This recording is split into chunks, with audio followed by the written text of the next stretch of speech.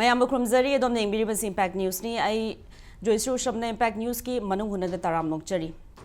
18th Lok Sabha elections 2024 Manipur gi oina tangkak ani thokna April 19 amasung April 26 da pangthokadauri election asi irang maraka sidaisda pangthok kumsi boycott tausi haiba wafum kaya bon pukhat pataraga su lebak ki damakta di yamna crucial oiba yamna important oiba dukumba election oibana Manipur da su masi pangthokna bagi sem sabaloire akhoi candidates loimak ready oina leire hoje hojiksi voters si kamaina isa gi side khomjin sige haibsi yam kanna campaigning chathari Manipur da hozik BJP ki side gi Union Home Minister Amit Shah bhawa handak tha gi tang tara marida laglaba yai haina admaina panari aduna political parties sing independent candidates sing masa gi voters si kamaina wu tausige haibagi khongjang asi campaign asi yam kanna chathari ngasi akhoi na puzali ba topic asi role of women in elections maru aina akhoi na Manipur da yengpu matamda Manipuri women nupi obi singi role asi yamna chawi imung manung pubodagi hauna state ki economy dagi hauna politics duga maru aina election da zu yamna chawba role lei aduna Manipur gi women singi role in this particular ensuing 18th Lok Sabha elections Hiramasida Manung Hutna khana naba tanjadu logjage ngasi akhoi gi guest na ahan bada ai haki right makta election biri ichi Sonia Soreng Sangbam senior journalist Pognafam loina na ichi si all Manipur working journalist union gi joint secretary so ibiri ojabut taram nokchari may I thang bada election biri oja Dr. Professor Chinglen Maisnam Department of Economics Manipur University ojabu taram nokchari and on my extreme right election biri miyam gi mihut oibiribi upadaksha Imphal West district ki iche Laishram Bobby iche butaram nokchari Manipur status of women se koina ayana na naina famana naina darka hoina khale so haibadi akoi nupi singse Manipur gi maruina imaivel nupi singse aduke matik magi mathongna sida maruina sida malem na khoi kai khumne tayumasung se akoi gi status sana naina ta gati aina economically socially and politically habasi ai thamjani ha mata khoi gi economically haigadi sel thungi fibamdari akoi nupi singsina akoi gi mayum makai pudamaksudagi pubhorka na state ki damakta soidi achoba thoda ama achoba daite ama puyena khalle haidi state ki amagi state lenga amagi ayamna achoba yumbi amori siso akoi sel thungi fibamsene masida achoba akoi gi daite purisi su nupi ne maruina akoi gi poverty line da akoi gi Manipur state ti lairabagi kanosina hena angkhai da leibasina hena saruk yami maduna maram moraga ne akoi nupi singsina hena economically akoi sel thungi phibam sida achoba daita mapui moin hojik thoi irang se 9 months 10 months henzale sida su koi imaivel singsina karam mai kai da santi purakadagi kaina koi ahing nongyai da even sorok da hipaga bawda mogi lofam thokpa top koi role singse daita se lawri ne do iche marak thatna hoji imai ben singna nupi obi singna role di am lawri Manipur gi situation this is uyenga ado ichena as a journalist in news myam cover ta matamda women singi awareness se especially election gi matang da mogi awareness si wangi khanbra natraga masi kharadi fagan hani khanbra iche gi mot khatham ngasagi joisri ngasagi status of women da ina haijeri do economically socially lairaganda political gi pochida neba political gi kanu hiram sing da su nupi singi magi status sine ba ina ngasai ama khitang wal hore ina thamgena tawjabane adu hojiki status of the kanu se magi political gi status in nupi singi season 9 season ne ko election da nupi sing jina lauri ba thodang na sigi saruk se lakadoi ne ba politically di ngasai gi economically socially da yamna mang da chatkhar khrakanda ko gi political gi oi ba pose yamna hari yam nin da haitar hang ga karigumba makhal gi saktam amta leitaba dung tawe maramdi akoi tasengna ga di handaki election akoi na coverage tawjarbada hoki be election kaya da coverage taw matamna nupi sing sina imaivel sing sina election gi awareness election je karino haibasi wakhal je ita ta da ba hadi tasengna ga di festival lona chatpadawna tawba haitar hadi moise moibu humnuna pubiba community ama lairiba kangbu amana haidi nupa singsina idi hummaga pubran khalli ngasai gi socially economically mangda thar kanda political gi lam election gi matam sidadi moi gi mathakta lead tawnanaba moi bu lamjing binaba humduna pubagi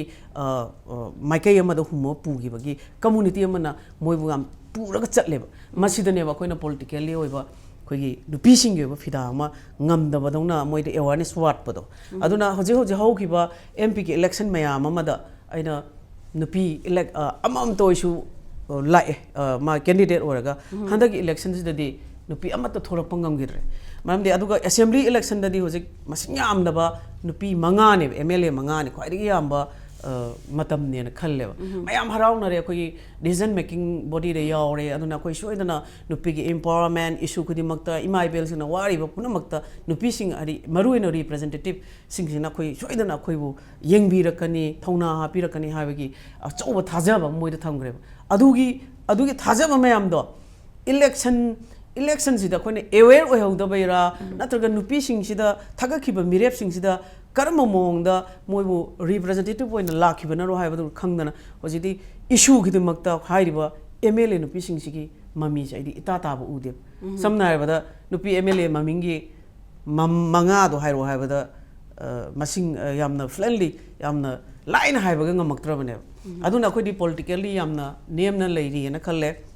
aduna election gi matam sida hoji haido amana ranjdi wala amana candidate amana wanga ne khoi dum khuba khu dum ui karamba matam haidi election je kana gi ari kamaina karamba pandam dano moina election chongthoi se moi manifesto de kari yauri akoina karamba right candidate kamaina khanga de ge ka se khoi gi nupi sing sida aidi madugi wakhalon do ita ta da banona ui na khal hamba round se thamjai लाइबा election दा कइदा अखोगी नुपी candidate पुथोकपा ngam हाइबजे नुपी सिंगी social stigma लोइनना अखोगी वीकनेस ओइबा पॉइंट जिंग दुनी सेंगना हाइदी नुपा सिंगना अनंबा नुपी अखोगी हानाजो हाना अदुम याम डिस्कशन दा याम थेंगना बिग्रे को मदि कइनो हाय कांदा नुपी सिंजे युम पाला कांदादी नुपा सिंदुगी मखा पोना लेयेबा अखोगी मिटे सोसाइटी दा लेयिबा अखोगी हानागी सोशल गी ओइबा चटना पथाप हाय तारे को अमना social stigma loinana akhoi social gi oiba keno mana bound tawra thambirameba haibadi yum palakta di mawa mapuroi bi seba tawdomni mane maku seba tawdoini hek pokthorok padi hangna nupi mcha ji maktabu akhoi gi samaj ta khakta natana laiba all india gi oina so sidane prime minister modi naga nupi de hen emphasis pire di yam thagat ninge amarom da di kaigino da 33% women reservation ge je pass taw kholakta na khotana pi na bo hot na re je nupi de hen emphasis pire je manipur da party ki side thagalakta ba hai je aina ngasai hai jei do nupa du gi makha pol le di nupi du nupa na ya de hai de krom hai na automatically ma thabak taw bo ngam doi no sini da aduna nupa gi makha da su pon ga da bani aduga ahalaman gi makha ju pon ga da bani yum du gi mapu hai ba se yum buren bi hai ba nupi du na oi doi ne si puna mak se na thaira kanda social oiba issue da na draga na sumba election da kaida thokna ba je akhoi ingat bibam change haba nupi da mu adegi lekai na amuk adegi imung manung na musum namjan bi thama ga di nupa du na support tawdri samna haida mayam MLA ore chi mayam khangnei du de nupa du mapa na kari ne ta haidro nupi du di kesu haijaba na te nupa du mapa na kari ne nupi du haijada ba musu ta halle plus amusu ko dore magi matung da baking amana illaga chatpo in one draw adu kai haine akhoi si matam khuding da nupi si handaba miyeng natraga na magi weak point du da henna ka haine miyeng du handaba thakta yengbi bagumna akhoi gi chatna pathap gi matungina 33% reservation ji la ga jo akhoi ga je amta vote le phaning dong mande maram di kai gi noi pa nupi gi room ji sutam thamning de ba sengna haidi nupi du as kai khangdana ita haibini wa ma har so nupi angang gi wa bu han asum nei that pi adubu Hojik Manipur gi hojik lay present status ta hairagadi akhoi IS mayam yaure aduga leba ki thaba ingang torpa kanda officially yamna thabak tawre larik laisu yam haire awang ba thakta leire hairaga su akhoi ne electoral policy da yawbu ngamakdri se kari gi damakta no haiba kanda achauba akhoi gi madugi struggle ama hojik thengnari ba vote sidi struggle je makhan yam gre haidana kanade aina lidana su kanade me amle khangabane sigi struggle jida fight to chang bangam goda nupi sing je khara wat pra hai baje haijaningi plus aduga masagi stamina masagi strength openly phudo oga masi tawrage haina chong thokpudo atang ba oiba aduna maram or kanda maning da baking amana mapuroi bana natraga na kana guma surrounding politically xyz na madu illaga chatpo oina sum lakpase masina maram or kanda akhoi politically game chi da akhoi saruk yabu ngamda bane hai baje ai haijaningi ahan bada look haisiga masa electoral politics ka एक पुसलक पसे लुप्ती अयामना Manipur लेरिबा मसिंग यामना लेरिदी civil society organisation अदु NGO सिंको मकोइदी almost हाइतारे nearly 100% दी apolitical नेबा राजनीति का हाथिंगना समनदी न खंजबा claim से तौरी निदना को तौम जितवे अदु अखोइना मरु ओइरेदी अखोइगी मागी पॉलिटिकल पार्टी सिंगी मागी फ्रंटल ऑर्गेनाइजेशन द नुपी की लुफ मयाम ले अदु हारिबा अखोइगी लुफ सिंगसी मपांग कल मसी उदे मणिपुर दा अदु मसिना मपांग कल अगदी ngसाइगी अखोइन हुजिक हाइनरिबा कोई इलेक्टोरल पॉलिटिक्स दा नुपी याउदबा नते याम जावी भोट थादरिबा अदि भोट खोमी बसी याउरिबने ओनली अखोइन वालिसी ngसाइगी लॉ मेकर दा डिसीजन मेकिंग बॉडी दु ला ननबगी मीडियम ओइना थागलक्तबदुनेबा लुरिसे अदुना इलेक्शन अमा हेक लाको मतमदा अखोइना याना यंगदोरिसी कइनो हाइबा मतमदा पार्टी दुगी मागी खुगी मागी मैनिफेस्टो से मैनिफेस्टो मागी वासक चीज दैदा नुपी की मतंग करी हाइरिगे हानती यंगकने यामना खितंग कोई एडवांस होइबा अखोगी नुपी की मोमेंट पॉलिटिकली कॉन्शियस होइबा जगह ददी सोशली कॉन्शियस होइबा जगह ददी मसी तोरकन समना दा कोई नुपी वोटर सिंगसी मसी मसिंग यामबा थादबसु यामनिना ममांगी 2019 की पार्लियामेंट के इलेक्शन दा नुपीना नुपादगी हेन थादे मणिपुर खकी नते इंडिया की वान कोइन हाइरिसे मणिपुर याम मेले अदुना नुपी सिंगसी वोटर सिंगसी नुपीना मसिंग यामनिना क्रमाइन तौदना कोई नुपी सिंगसी फागदगे हाइसी लोइना खनरिने हाइदोगा अमसुं हाइदोकना अदुना मदाइ दुदने कोई मागी मैनिफेस्टो इस्तेदा लमाइ क्या पाले अदुगा नुपी हाइबो वाइसी वुमेन हाइबसी वाहि क्या याउ इकाइसी यंगिने ममांगदा बीजेपी की इलेक्शन मैनिफेस्टो सी पेज नि फुनि पान पाले अदुदा नुपी हाइबो वाइसी कुंथ्रा तरे लक पल्ले जना अदुसु मसिंग बौ थी रिजाने अदगी मु बजट पुत्रो को मतम दसु अकोने नुपी की मागी बजट की स्पेस ता नुपी हाइबो वाइसा मसी 40 टाइम्स पल्ले 85 टाइम्स पल्ले का हाइसी खरे हेन कोगी मागी बजट सी मागी जेंडर सेंसिटिव ओइबा बजट नि काने लवे अन या मरु ओरिदि अखोइना मागी पॉलिटिकल कॉन्शियसनेस सिगा लोइना कोगी मागी सोशल कॉन्शियसनेस या मरु ओइ बजट लिटरेसी या मथौ ताइ हेंगलन भाई तारे को अदगी स्किम की लिटरेसी या मथौ ताइ फाइनेंशियल लिटरेसी या मथौ ताइ मणिपुर दा कोगी कोविड ममांगी लाक्ट्रिंगे ममांग दुदा तोरा तुंगे कोलाप्स तौगिबा नुपी मैम तौगिबसी अखोगी पैसा सांदुबदगी तुबसी नुपी याम तौगिदना को अदगी मु खांग बकली हारगसु मागी फिल्म दु चारक तमनिना सेल हेल्प ग्रुप मैम जी सेल हेल्प ग्रुप ना याम बोइरे नत्रा सिनुपी ना याम तौइने सेल हेल्प ग्रुप से नत्रा को अदुबो मसागी थौब लाको मैम जिना तानाबदा अखोगी मार्क्स सी कोविड की ममांगदगी मार्क्स उपर दम हौरबने नत्रा को कोविड लोरसे दम होजिसु उपी कइनोदा मसाई मसा खंगिने नको चेन होनबदा को अदुना सिगे अखोगी लेरिबा खुदिमक्सी मसागी वाबे हेंजलकपा अदुगा थौदांगदी हेंगलकपा समना खोजी हेता हाइजिने कोइ नुपी माइ मतमदा मागी ख्वाइदगी फजबा मगुनजी इमुंग मनुंग माई मपुर ओइबा सेवा तौबा अदगी इमुंगी गसाई युबी रेमबी का हाइरिबा अदगी मागी मच्ची मोइना मचलवा सुमाइना हाइबा मयाम सिना सुमासी बर्डन अदुम ओइ लेबा बर्डन अदुम ओहेंदना अदुम लेबा मदुदगी कमाइ तौना कोइ थोरा कांदा गसाईगी मियाम की थबक याउदुइ नुइस याउदसु यादब हाइदी अयाम्बा अहिंग कयाम अखोगी मिक्सेल खांग्रबा सोरोक्ता अहिंग यारेख्रबनेबा मणिपुर की नुपीसिंगदे नत्रा को हाइगी मागी पुंसीसिदी अखोगी स्ट्रगल की पुंसीनेबा इमुंगदा लेरे स्ट्रगल सोरोक लंबी सोरोकता लेरे मैरासंग दो स्ट्रगल अदगी बाजार दा थोरे स्ट्रगल मागी पुंसी स्ट्रगल की स्ट्रगल ngaktane aduga फायरेज अखोइना अमुक येंग मतमददी मागी सेफ्टी की क्वेश्चन लाको मतमददी अखोइन ngasi बाजार दा केनोम थोए ngasai कर्फ्यू लौते नत्रगा बोम पोखाइरे हाबा मतमदा अखोगी ख्वाइदगी सेफ ओइबजी युमने नत्र को अदो नुपी सिंगदी मागी ख्वाइदगी हेन सेफ ओइरे हाबा युमदुदा अमुकसु एनिमी अमु लेरमदोइने हाइदी मागी नुपादुना नोआमदै नुताबो यु तक्तन लेरगदी मदुगी मागी करि हाइनी चखाव थननबा अदुगी मथक्तुदा मागी मसागी मचासिंगदुगी मबुक थनरु बिजननबगी पोट खरा पुगिद्रगदी मा युमदा हनबदा ngमोइदोरिने नत्रको अदो वाना सिदगी कोइ लाकांदा हलाकांदा थेंगनसु हलाकांदा थेंबगिसु मोंदा चै बिदोरिनी अदगी मसागी पोट पुरक्तबगिसु पैसा पुरक्तबि चेंग पुरक्तबगिसु मोंदा ngang अदुना कोइ लीला तबो यावरिदुदी नंग चेंग दु लेत्रगसु नंग चाक दुदी हाना थोंगमा याइदना मदुदा कोइ फुदबि पोट लेरिमने सी अखोगी फागी वर्गसु यामना मीनिंगफुल ओइबा अमनेबा नत्रको अदुना नुपी से युंगी तबकसु माना तौगदबा अमजु तौगदबा समनादा ग्यास फक्ता ग्यास की मनाक्ता लेगदमनी चाकुंगी मनाक्ता लेगदमनी ना ग्यास एलाइज वुमेन ना कोइ जुकिने उजला गजि जो कोगी नुपी की मनाक्ता gas um थमिदनको haji maji hendokpa adugi thak da lereba mi singduna kramain thorkadoino nupi se mamani nupadi mapana tro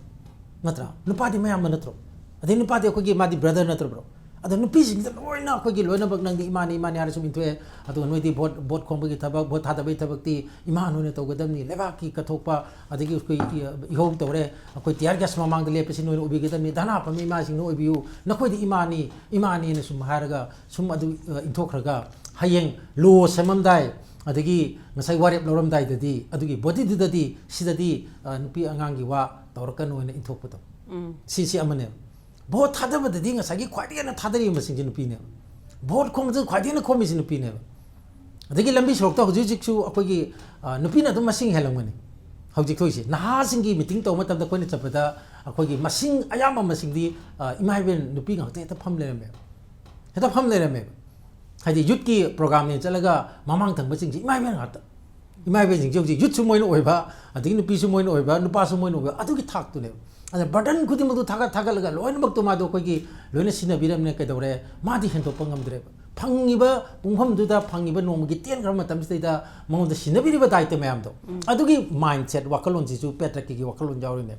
petra ki wakalon ne di punamak se mani na aduna nawai ko gi Nagaland hagi Nagaland ji chahi sang na koi MLA leki de nupi single nupi MLA ka ki de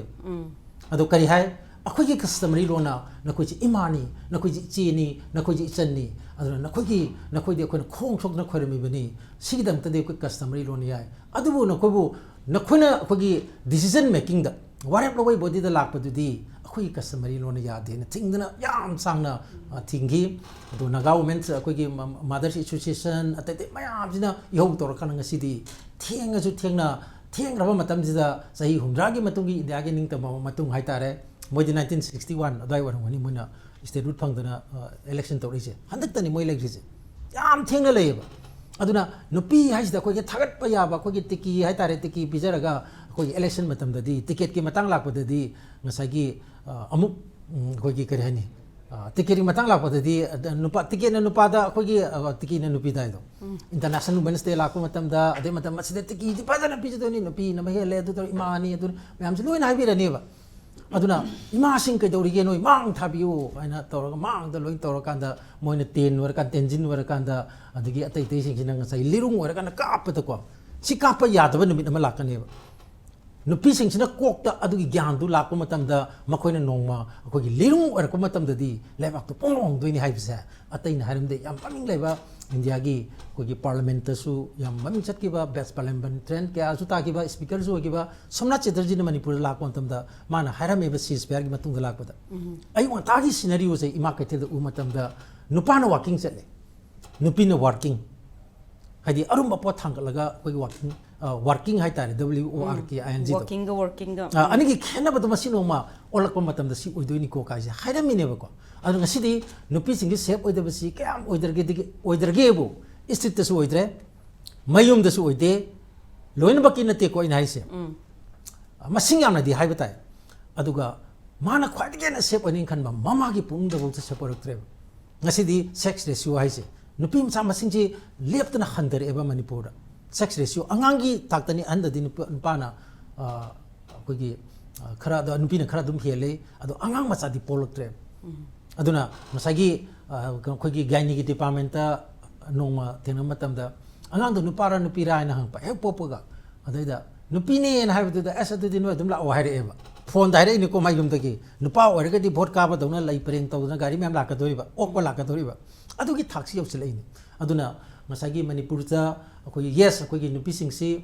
decision making da yahon de have de leite akoi gi ate atopa akoi gi nupi sing ki na matam da akoi gi khara dung wang na lai manipur ki se adubu yamna nuai ti ba amadi yamna tayo na ba amadi nupi da sathaba crime against women aduga domestic violence di manipur se one of the toppers ne india da hoje ahum su leri se mamang da di manipur first time manipur da leiba nupi chama khudingi yankai humdoi mayum pala ba yankai humdoi di no motor su mapuro bigi akoi gi natraga imung manung na ot ne bagi legi ha se national family health survey for the high ba aduna adige munu ke dore nupi phubai si akoi gi masi sokopham thokpra haiba question ma yawe nfa da adaida haidi lambu heladi machin bu kaladi nupi di phujan gadam ne haiba se masi nupan haiba gi nupi na haiba su hele aduna nupi oiragasu mai ngasagi nupi gi mark ta chathaba da yaurise ataina nateba ma nupi oirabudi biology gi wani adu ngasagi wakhal du di ideology hai tare ko magi wakhal du da patriarchy gi wakhal du yaudana tawrine aduna nupi marta patriarchy gi wakhal si adum yam phajana leiri aduna ne khoi gi nupi sing si khoi gi lai dona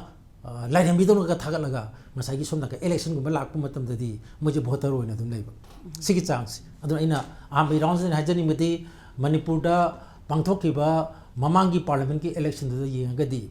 khoi manipur gi nupi sing sa masina nupi da vote pirama adu ergadi manipur da nupi yankhai humdo mla ka ni haidi constituency yankhai humdo da nupi na masing hele adu assembly da si amuk mo hen gre ko adu vote thada ba hida di nupi na yam hele aduga ticket ki matang lakpa matam da di winnability ki question am la he ka ba ngam gadawa ka ba ngam di usi kana no re nupi ki makthot crime yam chathaba pasam paiba ngadi gunda phanda tawba su mane hena kaslak na kaidorage da mamangi parliament ki election da mp chani kuntra hom doi di madugi manung da kogi crime against women chathaba nupi hatpa adagi nupi rape adagi kogi su molestation adu mada chenari ba adu case si loideba adu mayam joksel eba aduna sige kogi muscle power money power gi sina kogi ngasagi sige matak sida kogi male dominated politics ama leibasina maram oiduna nupi singja hakin pati yang waib adu moina ma khudung chaba piragadi nupi singdi kogi khitang mu piragadi modi hanare ma film dudagi koi workshop ta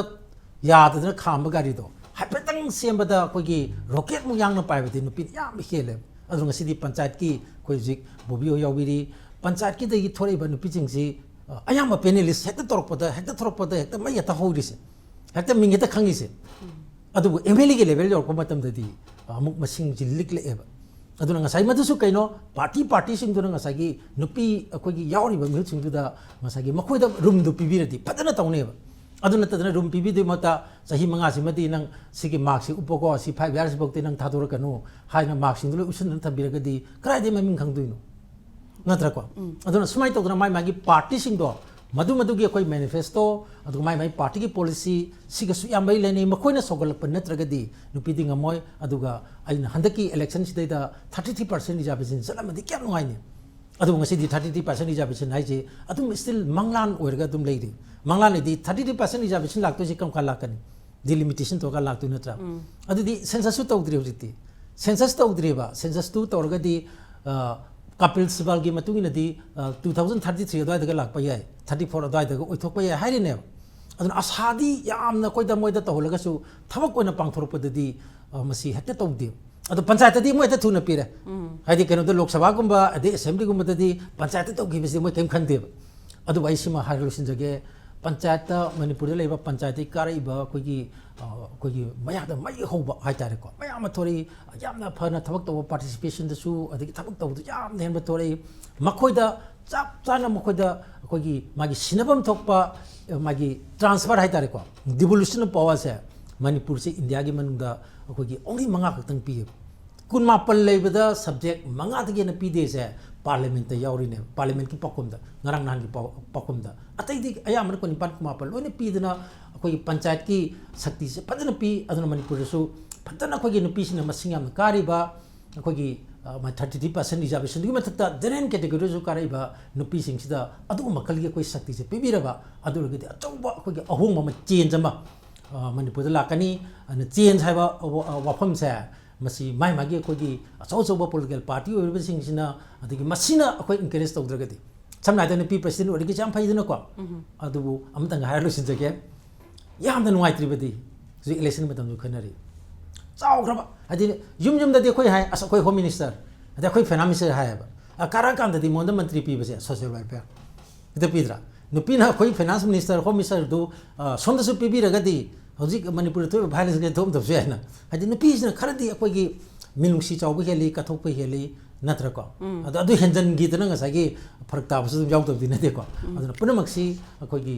nupi sing che phajana magi mafam do pibi ragadi makoi ji di ainu ji hajaba do khitang koi gi khitang mati ung pang bi ragadi rocket ena yang na pa chuma tham do